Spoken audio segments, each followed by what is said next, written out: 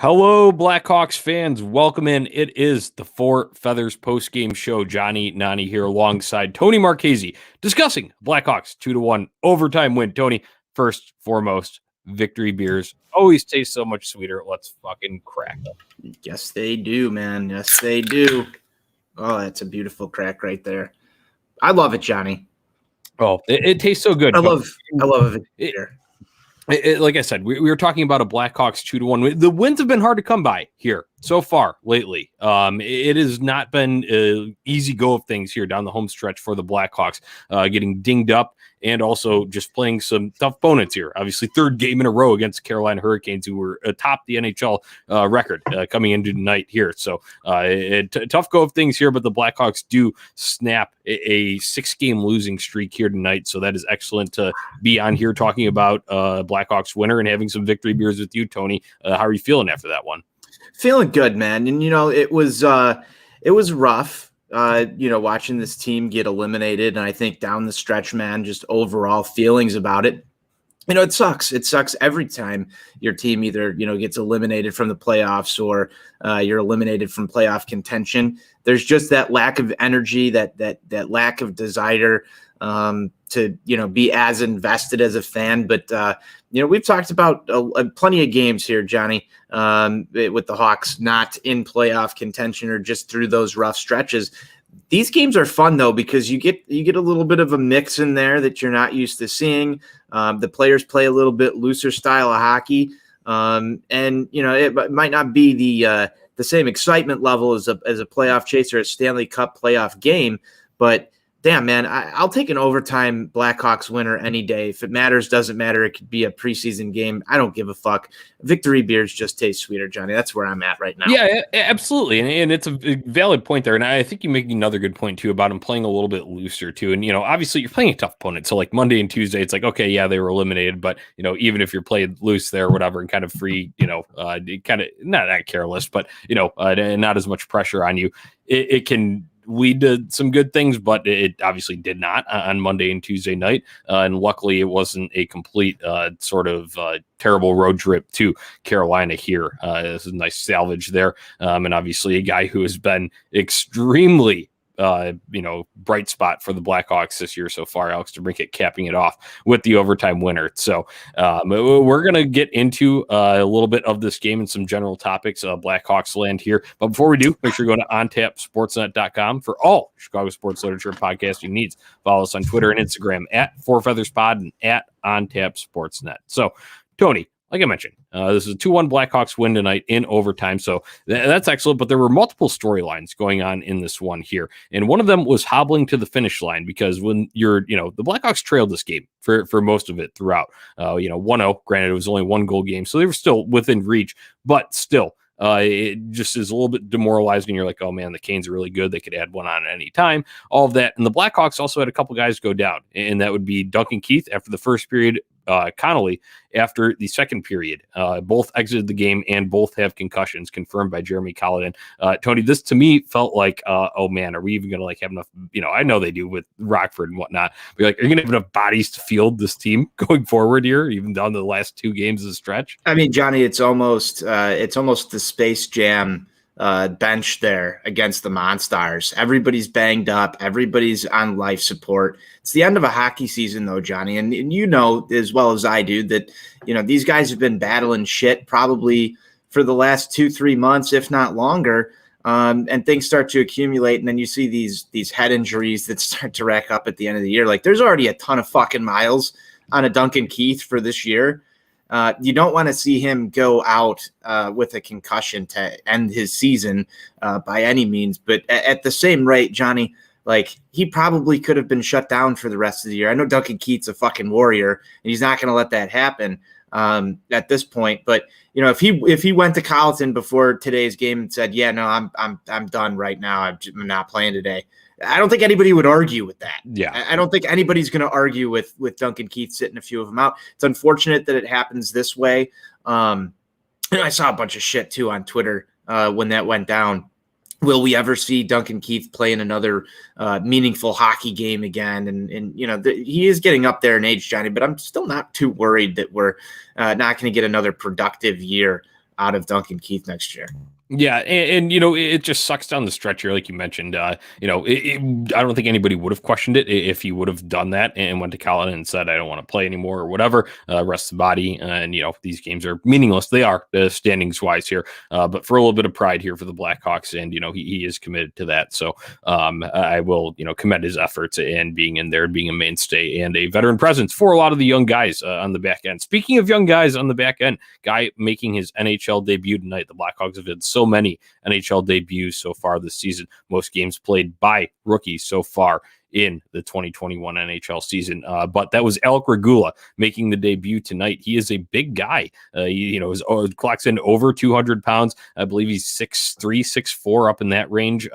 Big guy. Him and Zadorov, that pairing, they were out there together. At least that's how it started. That is a big pairing. So we'll get to a little bit more of Alec Regula in this one. But another one that we need to touch on here is Colin Delia getting a second consecutive start. Obviously, Tuesday night, that was Tuesday night, did not go the way that they planned for him. But he did look good in the relief on Monday night. Granted, it might have been a little garbage time, but still stopped, I think, 19 shots then. So good to see him back in net. And I think it kind of begs the question, Tony, should the Blackhawks have gone to Colin Delia earlier here? Maybe they could have, Johnny, and that's you wrote it down perfect, man. Hindsight might be 20/20 on this one. I thought he was going to be the starting goaltender throughout most of the season going into it. I think that's something that we all thought was that he was going to be in the starter's net, and that Subban would be backing him up, and that Kevin Lankinen would really have to stake his claim at some point in order to take over that net. And, Kevin Lankinen came out, and this is give credit where credit's due, came out and did that real early after some pretty crappy performances from both Subban and Delia to start the year. And you started to ride that hot hand, Johnny, because the Hawks, if we look back, they put themselves in a contention position when we really didn't really expect that. And so if you're Jeremy Colleton, I'll say that I probably would have done the same thing and continued to try and ride Kevin Lankinen as far as I could into this year, because I think we've seen it. He's got some number one NHL goaltender stuff when he's on, and then he looks pretty much mediocre throughout some of these other stretches. But you're trying to catch lightning in a bottle here, and up until technically the last game the Blackhawks played, they were in the playoff race. So you continue to do that, and a guy like Colin Delia kind of falls to the wayside there. I think the only thing that would have really supplanted the goalie tandem that we saw from Jeremy Colleton and played on the Blackhawks this year would have been an injury and the opportunity for Delia to step up and grab that net for a game or two and put on a solid performance. It's really hard, I think, at least from where I sit, for an NHL coach to make that goalie switch and say, hey, we're going to try something out here, in February or January even. We're going to try something out here with rotating through three guys, not letting somebody have the lion's share of those starts to really get comfortable in net. Maybe Delia was going to be that guy had he getting the opportunity to do that. But I don't really blame the moves here. I think we were all excited to watch Kevin Lankinen through his rookie year. It was a good storyline for the team. I think it was a huge confidence booster for him and something to learn from. The same argument could be made if Colin got those starts, but man, it's hard to go and shuffle things up like that with as many interchanging pieces as the Hawks had this year. Hindsight's 20/20. I think that's the best way that I can encapsulate the whole thing. And then other than that, it's every game was subjective there. It is what's the situation here with, granted, who played last, and then also what's the playoff position here, because you saw them going to Lankinen on, it might not have been back-to-back, but 3 in a row for some of these games here.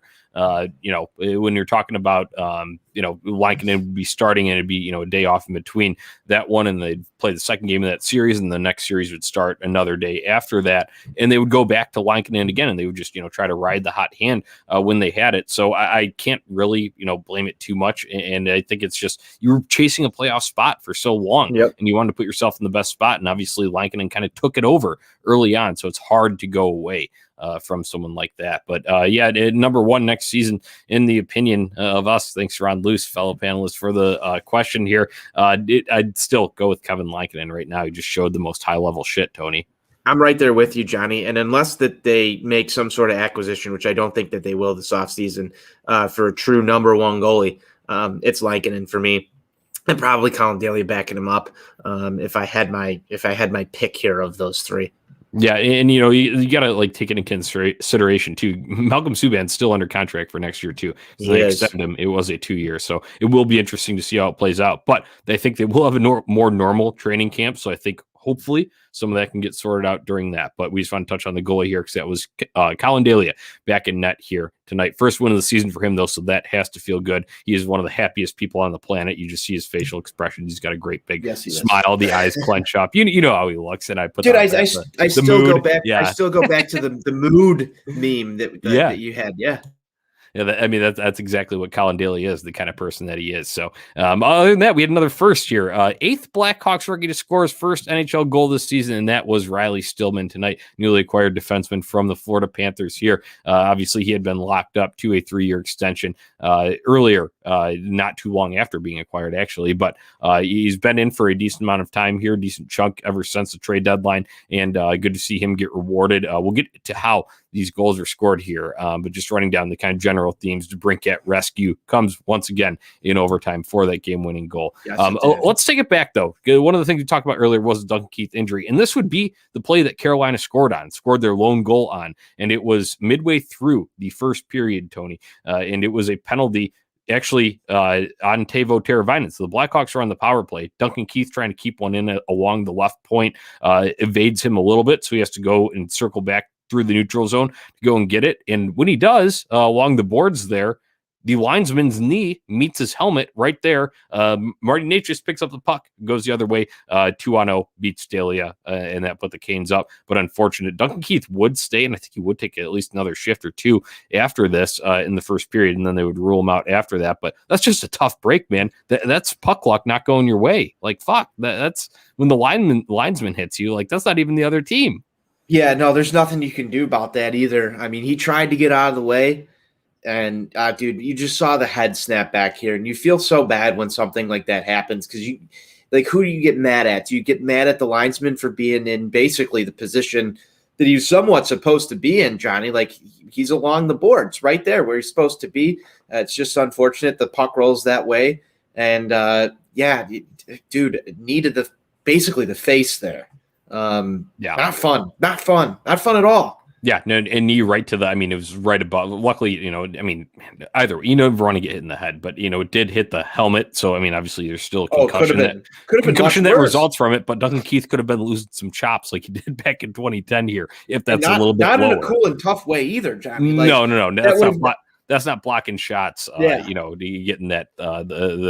chiclets knocked out. So that was the Carolina goal, the lone goal in this game. And then as we kind of roll through this one, the Blackhawks are chasing this one 1-0. Like I said, still attainable. Big props to Colin Daly, I think, throughout. We need to give Tony multiple instances of both odd man rushes. There was a great 3-on-2 chance for Carolina that he made a big stop, and I love the Dahlia with the sunglasses coming down over the eyes. That's a great meme. But just I think Colin Daly really showed that he can be in this mix here after not getting an opportunity all season. I think that was the biggest takeaway from the middle of the game for what kept the Blackhawks in it. Yeah, Johnny, I actually agree with you there. And I think that's why we just spent some time talking about, who's going to be in this goalie mix next year. It's really interesting because you've got Subban for the one more year, and I think that he's a fine backup guy on a mediocre team to a playoff contending team. I'm not going to say he's a championship piece by any means, but what do you really have in Delia and Lankinen, and how do you determine which one of those guys you're going to invest your future in? And is it one of those guys even that's going to be around when this team becomes competitive? So you got to look at what's coming up in free agency 2 years from now, and do you want to put your future into one of these guys, and how do you determine that when you've got another NHL caliber kind of backup guy who can carry you? We've had the Subban games. I called the Subban game, Johnny. Yep. I told you it was going to happen. Of them. Yep. There was going to be times where he was looking like he could catch fire, and that Colliton was going to ride the hot hand with Subban. So what really sucks right now, I think, at least for me as a Blackhawks fan, it's like, which one of these guys do you want to put your energy into as a fan and support and, get on board with this guy? And which one is the team going to choose? And at the same time, you might still have crap. You might have bottom tier fucking number one goaltender shit right there, and it's not going to get the job done, and you're going to have to adjust down the line. So there's a lot of work to do. I got a goalie theory here, Tony. A goalie theory and Jeremy Colliton's going to have to be able to play into this and also read these guys very, very well. And I hope a off season of kind of the training, obviously the full training camp process, and some of the other things that they do throughout the off season and workouts and whatnot help this. And Jimmy Waite will be a big part of it, communicating with him. But these guys are both streaky. Think about Kevin Lankinen, how his name came to be known around the NHL early on. And just because he rode a hot streak from what was that, early mid-February through the end to early March, that was really Kevin Lankinen's kind of hot streak for this season. Colin Daly has hot streaks both at the NHL level. Think back to a couple of years ago when he came up and played outstanding, it was like one goal in the Colorado Avalanche, still an elite offense at that time. We obviously a little more firepower now, but they were still good then. And then also during Rockford's season last year, Kevin Lankinen started out and he was the hot guy and he was the AHL All-Star, and then he completely faltered off, fell off a cliff, and Colin Daly finished the year strong for Rockford. So, Jeremy Colliton, I need you to read the hot streaks and play them accordingly. That's my goalie theory for next year, Tony. You like that? It's only crazy if it doesn't work. I mean, I'm going to put some money into the Blackhawks GoFundMe for the new head coach. I'm putting you in there because you are like Nostradani still, and I can see you getting the stats all put together here. And I think what you're trying to insinuate is Kevin Lankinen's coming out the gate, and somewhere along the line, you switch that over and ride those streaks and those stats. Is that what I'm hearing from you? Yeah. I mean, you're going to have to, because these guys are young. They're not proven. We've been blessed for so long with Corey Crawford. Think about it. And that was just like a model of consistency. Like you're going to Corey Crawford, Corey Crawford still had his backups that were able to supplant him. Emery. I'm not taking that away, but just what you've been used to as a Blackhawks team, and I know it's different with the coaching change recently and Crow only being there for the very beginning of Jeremy Colliton's term and him only seeing a little bit of that, and obviously they had the little gifted playoff run at the end of last year. But just looking at these guys and from following them in the minors, and then another point to Lankinen's hot stretches. Hey, when he led that Finland team in an IHF World run, he was unstoppable. He was unbelievable. 940 plus save percentage in that. So that's kind of route that I would take, and it's going to be or one of our baseball terms, platoon, and that's just what it's going to have to be. That's what I would Is that what implement. You want? Is that what you want? No, but do you want to win? Want? Do you want to win hockey games? That's got to be Jeremy Colliton's goal, because everybody's going to be calling for his head if he doesn't win hockey games. So I'm giving Jeremy Colliton. I hope you're tuning in here so you can get the keys to success here and figure out the stats. Like I said, team up with Jimmy Waite, get it all figured out, ride the hot hand, play the platoon. That's what you're gonna have to do until these guys get a little bit more established. So let's leave that, because we're still in the middle of the game here, and we were just talking about Colin Daly, some of those excellent saves. We had a nice comment earlier from Mildish Branzino. Post save on Nino was top notch. Yes, absolutely. That is just a kind of a flash of what Colin Daly is able to do here, and he shows it. And early in the season, granted the Hawks were still figuring things out, he wasn't making some of those saves on those types of pucks, but tonight definitely playing with something to prove, and did that there. So this is what kept the Hawks within one all game, and then eventually we get down to just under 3 minutes left, Tony, and my guy who I'd said just to be kind of an outlier, Pia Suter, my Blackhawks rookie of the year. He corrals a puck on a really nice kind of ring around play. So the defenseman is low. Suter's a support man high from the left point, fires that shot through. Stillman is kind of cutting across through traffic, barely gets a stick on it, but he is the one that ends up deflecting it, goes past, and this is a tie game with about 2:53-ish left on the clock here. And the Blackhawks have some momentum going into the final minutes of the game, Tony. Momentum's a wonderful thing, Johnny. I fucking love momentum. I love when we have the momentum. I hate when the other team has the momentum. Talk about weathering the storm, teams being down late. In games that mattered, this is the type of effort that you want to see late in a hockey game, Johnny. I think we're clamoring for this down the stretch over and over and over again. And I want to go back to something that I started talking about earlier on in the show, is the team plays a little bit looser. So while you still want to come back and win a hockey game, Johnny, you're not pressing as hard in these situations because it's a little more casual. You might not have the first or second line out on the ice in the critical minutes. It might be your third line guys getting some opportunities up there in those situations. And, I really feel like when you play that looser style, it's almost like rat hockey for these guys where they're out there trying some stuff that it might not roll with in a, fucking game that you need to get into playoff position again, type shit. And it just works out because that's how life works all the time. And this was awesome to see for these guys. I love the Suter stuff. You would be a Suter guy. I was actually surprised that you had some Brandon Hagel slander. This is not slander to Brandon Hagel. It's appreciation for Pia Suter. And it is literally just go against the grain because I think we can all consensusly say that Brandon Hagel is the Blackhawks Rookie of the Year. But to be the contrarian, I will say Pia Suter because there is some upside there that I project into the future. You wanted some uproar. That's what you wanted. You wanted some uproar, and you got it because you got me riled up all day. I've been thinking about that message since it crossed my phone screen. I'm like, I can't wait to talk to you about this one. But no, I think he's had a good year.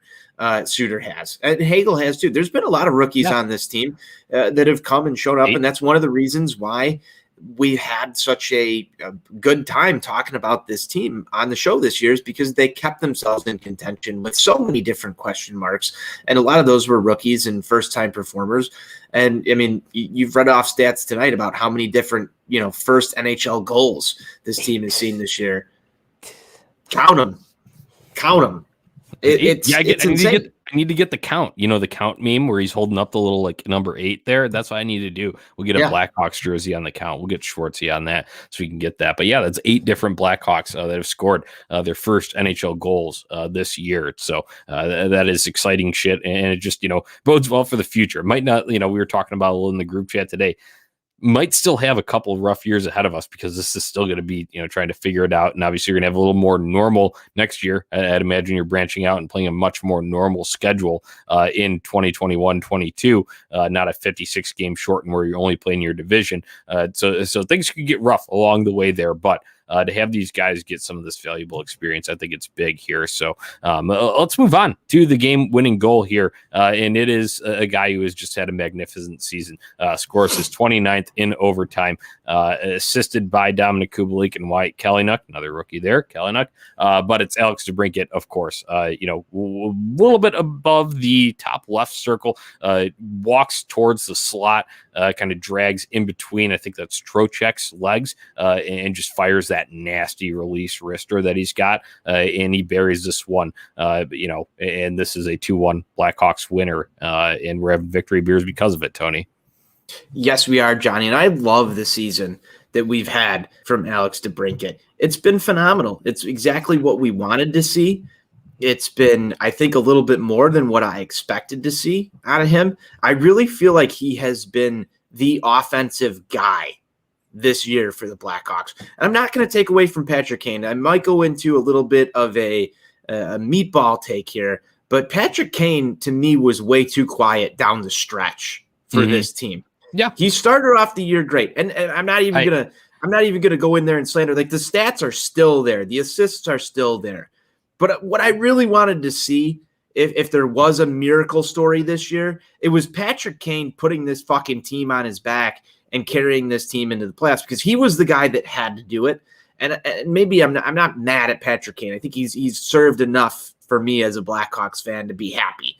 So I'm not going to sit here and say, like, this is the ride or die, Patrick Kane fucked us out of something.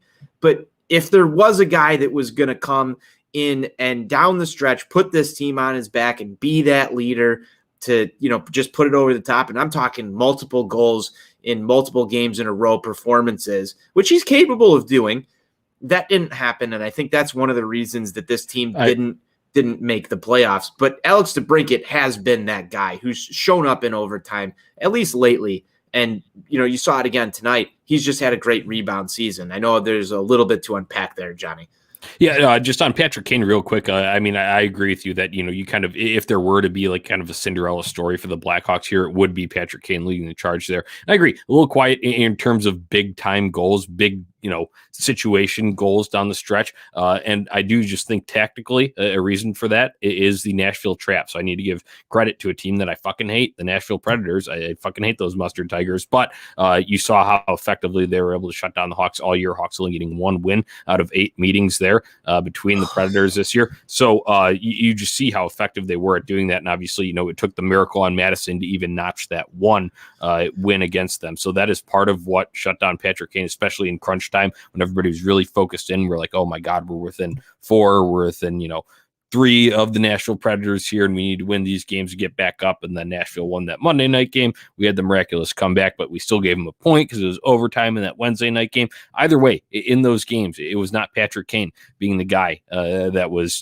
maybe, he dished some assists here and there, obviously, because you saw it, like you mentioned, his totals being up there. But it was, them being able to shut it down. And they also keyed in on him, made it a point of focus for them. So I think that is a reason for Patrick Kane's there, but it should not understate anything that Alex DeBrincat has done. If anything, it should just show you how much more important Alex DeBrincat is to this team. Not saying more important than Kane, but how, you thought he was, a key piece before, like he's going to score you a lot of goals, but he's beyond that. He's starting to kill penalties. He had a couple shorthanded chances. He scored a shorthanded goal the other night. He had one that very well could have scored if the puck didn't elude his stick earlier in this game, and it just went off the post then, that chance. So he's doing more than just being that sniper that we saw in his rookie season. So I think that kind of speaks to Alex DeBrincat. And obviously the game winner here, we're feeling good. And this is the sweetest spoiler, Tony, because the Carolina Hurricanes, they do not want to get in a 2 or 3 seed because that would match them up against someone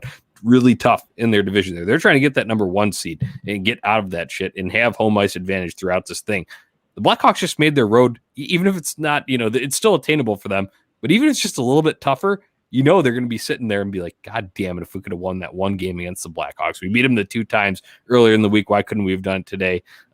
That's what they're thinking right now, and I love being that team that can play that spoiler right now since we can't be in it.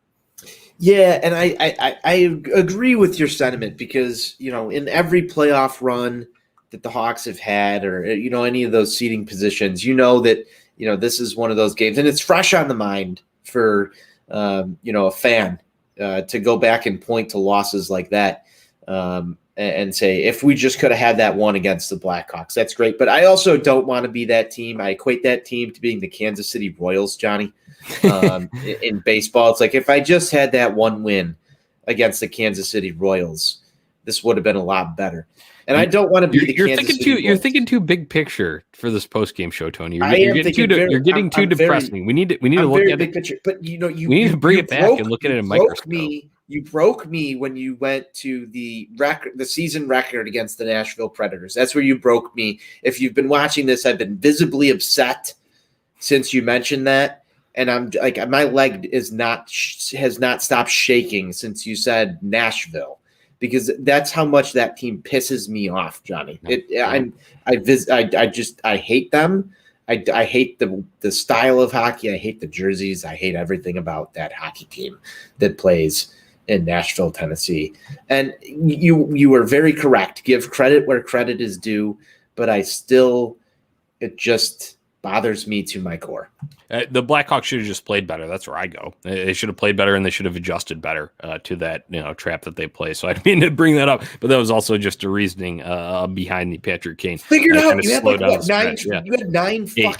eight games against them. Yeah, and you couldn't figure it out after 3. No. Yeah. And, they did take him to overtime in the first two, but then, it took a while and they were straight up outright losses, especially in one of those was a Kirby Doc coming back. So whatever you can say, chemistry is thrown off there. We had extra firepower and it was another chance. You were still within striking distance to do it. So we don't want to linger on that though, Tony. I think Ron Luce had a great night that night. Though. Yeah. I think that was the winner. He was the first star of the game. So he was the first star of that game. Birthday boy Ron Luce on that Nashville series back at the UC. Was that back at end of March or so? So that's where we were at there. So this that closed out this game, like we mentioned, the Brinket rescue, as we put out the GIF or the graphic that our guy Schwartzy made for us. Blackhawks snap a 6-game losing streak thanks to that. Nice to have that coming back home. And when they come back home, fans will be awaiting them along with the Dallas Stars, and that is Sunday night at 6 p.m., Monday night at 7 p.m. Tony, since this was, I just need to, before we get into the final last 2 games preview here, I need to bid farewell to the greatest jersey in all of sports, these whites, the road whites, Blackhawks, be on the shelf until October, until this team takes the ice for the 2021-2022 season.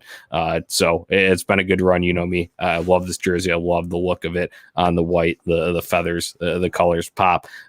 This is the last road game, so it'll be nice to be back home. They'll have some fans in front of them for the first time this year, home fans. And it's a weekend against the Dallas Stars, and we need to see what their situation is going to look like, because they're kind of where the Blackhawks were couple weeks ago, lingering right behind the Preds, like 4 points coming into today before any action happened. And then you get some games going on. I would imagine that, it's Thursday night. I haven't looked at the schedule too much here, but I would imagine since that first game against the Stars isn't until Sunday, and then they play a back-to-back, Monday being the second one, the final game of the year for the Blackhawks. May not be the final game of the year for the Stars. So it will be a hungry Stars team coming in. But they also may be a little bit out of it too. So this may be a time for the Blackhawks just to, first of all, get some more young talent on the ice, and then second of all, cap it off with a couple wins in front of the home fans. Hey, I always enjoy games against the Dallas Stars just because it's White Sox sales team. Like that, there's no better Twitter interaction than getting to tell Sale that the Hawks beat the Dallas Stars. That's one of my favorite things on Twitter.com, Johnny. I'm just going to be honest with you. And he's a big supporter of On Tap Sportsnet, the Four Feathers podcast, as well as Sox on Tap. Johnny and I are co-hosts over on Sox on Tap as well, and Sal's a big White Sox guy.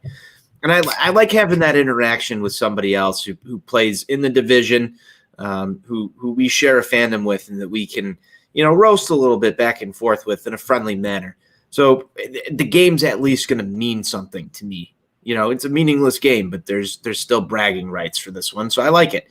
I think the Blackhawks can actually continue to play spoiler, Johnny, here, just for the same sense of you're probably going to go with Colin Dillion net again. He's playing for a job, basically, at this point in time. And then you've got a bunch of guys who are going to get in there, some new fresh blood that's still trying to go out there and prove it. In an NHL level competition. So I think that gives you a little bit of edge in these games because there's no pressure on you. All the pressure's on individual performance and making a statement here. It just puts you in a looser, rounded position to win games against teams who more or less need the win more than you do. Whoever wants it less gets it. Yeah, so as I'm looking here, while you're talking, I pulled up the Dallas Stars schedule, and they lost to Tampa Bay on Wednesday night, 6-2. They are at Tampa Bay once again tomorrow night, that being Friday, May 7th here. So they have one more real tough game against a good team in the Tampa Bay Lightning before they come to Chicago to play the Blackhawks to close this season out, regular season slate, that is. And they are 4 points behind the Nashville Predators as things currently stand. So they absolutely need to win. Their next must-win game is Friday night against those Tampa Bay Lightning. And then if they do that, they will come out hungry, come out with a vengeance. But you got mad about me talking about the Nashville Predators earlier in the season. I am sorry for that, but it's just facts also, because the Blackhawks should have played better, and that's just a fact. But The Blackhawks have had the Dallas Stars number this year, Tony. So we can go and flip the script here. There've been Dallas has notched a couple of wins, so it wasn't like a complete whatever 1-6 and whatever it was for the Hawks against the Predators. But the Blackhawks have the upper hand here against Dallas Stars this year. I foresee that continuing a little bit here this weekend, no matter what the circumstances. Yeah, and I just like that. There's different storylines in every year, and this year we've beaten up on the Stars and we've lost to Nashville. If I could flip that, Johnny, I probably would. I'll take the beating from Sale all day on Twitter.com and trade that for going 8-0 against Nashville. That there's not a question that's easier to answer for me. But it's going to be fun to watch this team just play a few more hockey games, no stress, kick back a few beers. You don't have to be as invested as a fan. Enjoy it. Hopefully Patrick Kane puts on one more performance for you. You get to see Alex DeBrincat finish off a strong season. I'd like to see, Dominic Kubalik just fucking crank it one more time just to satisfy that itch for summer. And we'll be back talking about this team in October, Johnny, and we're going to have that same level of investment and interest. And, it's going to be a whole new season to worry about and deal with. So, in a way, just enjoy these games is what I'm trying to say here, is enjoy them for just being hockey games. Enjoy a victory if you get one. And if you can play spoiler, all the better. Victory beers are still victory beers. Yeah, drink victory beers without that Four Feathers Pod. That's the biggest thing. Tag us in them at Four Feathers Pod and hashtag crack them with the OnTap Sportsnet crew. That's exactly what Tony and I are doing here right now on this post-game show as we're recording this. So like I mentioned, I gave the game times out 6 p.m. It's Sunday night against the Dallas Stars. Monday night, it's a back-to-back 7 p.m. on that Monday game. NBC Sports Chicago is where you can find those for the TV broadcast if you're not in attendance. So fans will be back there. It'll be nice to have. It'll be a little jump, only 25% capacity, but still, I wish they would have done it earlier in the season. But hey, I'll be back next year. Tony, you and I will be frequenting the 300 level at the United Center once again in next year. So either way, though, I think that the players, you could tell in the post game show and they asked them post game interviews and they asked them about it. They are excited to get back in front of some fans. So that will be a little extra jump there, and especially for some of these rookies. Talk about all these young guys. I said 8 guys have scored their first NHL goal with the Blackhawks so far this year, Tony. A lot of these guys, this is going to be their first time playing in front of a crowd that is theirs, because they've been playing on the road, sure, in front of some crowds ever since things started to trickle in throughout some of their Central Division opponents throughout the year. But some of these guys really getting some support. So I can see that motivating some of these guys. And I'll go into an early stick to click here. And I hope he's in the lineup for this. But I'm going to go with Mike Hardman, big guy. He got to notch his first NHL goal on Tuesday night. He has a knack. He's not the quickest guy in the world, but he has a knack for finding the areas, and that's what he does. He's got a big enough frame to kind of use his butt, shield some guys out, so I could see him getting a greasy goal and going nuts with the Chelsea Dagger crowd at the United Center. So I'll go with Mike Hardman. Who's your stick to click? So Johnny, I'm just going up and down this, and you talk about guys that haven't played in front of fans. Their own fans, and one of them that's coming back to me, Brandon Hagel hasn't played in front of Blackhawks fans. They will love him. And they're going to love him. He was talking about it big time tonight. Yeah, he's so right. Yeah, I mean, I think that's the kind of guy that you get that energy behind, and once fans are there and they see the hustle, the extra step that he gets on guys. I mean, I'm just thinking, you and I sitting in the 300 level. You watch a guy come over the line, Brandon Hagel is going to be one of those guys that's just exploding towards the net all the time. And people are going to be standing up and arching up and getting ready to see what's going to happen in front of the net, because he just has that speed. And I think that he's going to be an exciting guy. I am, however, going to shift this back to a guy that I know has missed his fans. Patrick Kane, dude. I feel like when the Blackhawks come back and there's a guy who's going to want to put on a show for everybody, that's your guy. It's Patrick Kane. So I think it's time for him to have a multiple goal performance, doing it in front of the fans for the first time back. It's the first time he doesn't have to flip a puck to Tommy Hawk. He can flip it to somebody else. The routine has probably gotten old for him at this point in time. Yeah. I think Patrick Kane is the guy that gets the job done. So what you're saying there is it's showtime on Sunday night. It's showtime. It's going to be the first showtime in Chicago. Theaters are back open. Let's go watch a movie. Yeah, I love it. So that's all we got here for the Four Feathers post-game show. Once again, Blackhawks defeat the Carolina Hurricanes in overtime, 2-1 here on Thursday, May 6th. That's what we just recapped. Looked ahead to the weekend series against the Dallas Stars. That will be Sunday night, 6 p.m. Central Time, and Monday night, 7 p.m. Central Time start. Both back at the United Center, back in front of fans.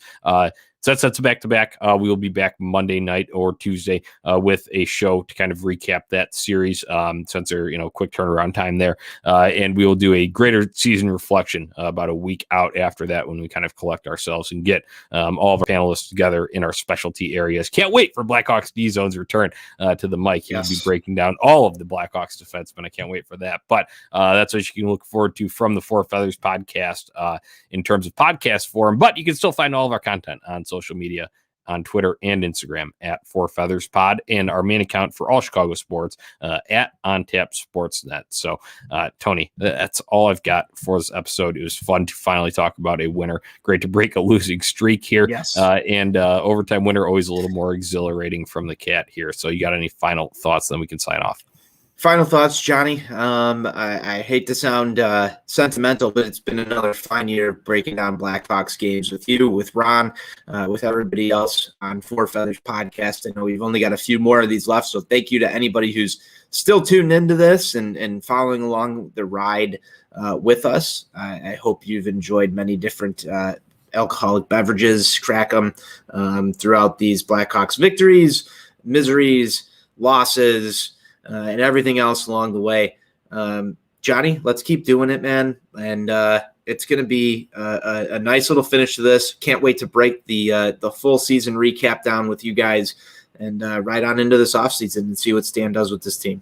Yeah, it's going to be a interesting offseason for sure. A lot of questions to be answered here, but we'll do our best to kind of dig into that and obviously have offseason coverage coming through, performance reviews from this last year, looking ahead to projections for next year, all of that good stuff. So make sure you're tuned in to ontapsportsnet.com for all of that. I echo your sentiments, Tony. Been a fun year, despite coming up a little bit short here in the playoff push, but at the same time, for our expectations leading into the season, I can say that I was pleasantly surprised with this Blackhawks team. So this isn't the last year from us. We will talk about the final home series on a final episode, post-game episode of the Four Feathers podcast, and then we'll have our whole 2021 season review coming up. So that's what you can look for from the Four Feathers podcast. Tony, that's all I've got. Great to talk about a Hawks win with you. Absolutely. I'm gonna go have some more of these victory beers because they're just tasting too sweet. And that's it. Let's go Hawks. Let's go Hawks.